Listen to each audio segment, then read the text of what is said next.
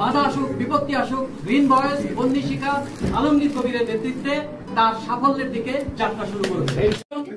এই দেশে সারা দেশে গ্রিন ভয়েসের যে লড়াই, সেই লড়াইকে নেতৃত্ব দেবার যোগ্যতা যেন বহাল থাকে।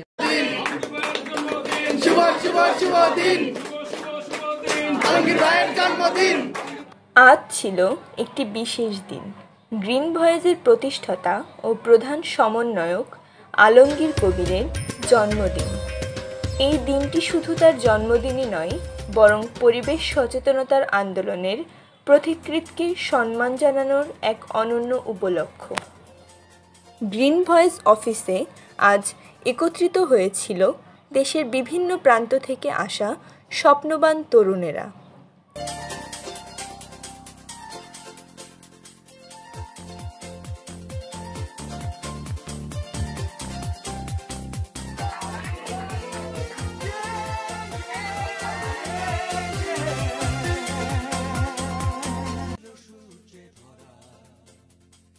আজকের যোজনাটা আরো সুন্দর, সন্ধ্যাটা আগুন লাগা, মুখরিত হবে দিন গানে গানে, আগামীর সম্ভাবনা। ঢাকা বিশ্ববিদ্যালয়, ইডেন কলেজ, জগন্নাথ বিশ্ববিদ্যালয়, বদরুন্নেসা সরকারি college, Habibullah Bashar college, Dhaka college, teachers training college, Tejgaon college, Mohammadpur কেন্দ্রীয় college, Bangla college, Titumir college, Asia Pacific university সহ অসংখ্য শিক্ষা প্রতিষ্ঠানের গ্রিন ভয়েস ইউনিটের প্রতিনিধি এবং সমাজের নানা শ্রেণী পেশার শুভাকাঙ্ক্ষীরা।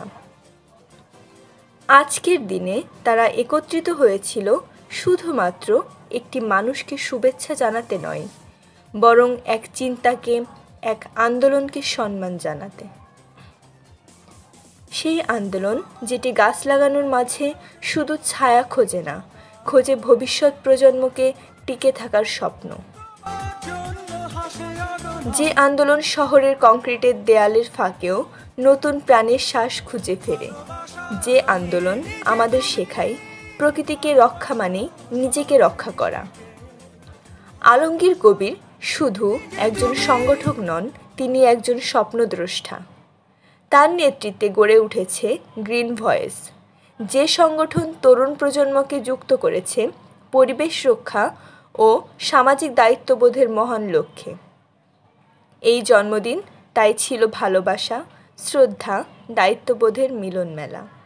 সবুজের প্রতি অঙ্গীকার, প্রকৃতির প্রতি ভালোবাসা, এটাই গ্রিন ভয়েসের প্রাণশক্তি।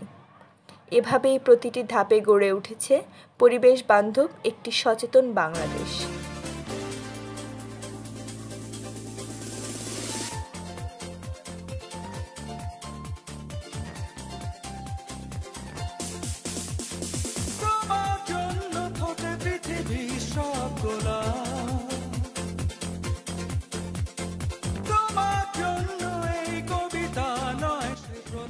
আলমগীর কবির যুগ থেকে যুগান্তরে বেঁচে থাকুক সকল তারুণ্যের মাঝে, তার সকল কর্ম ছড়িয়ে পড়ুক দিক বিদিক।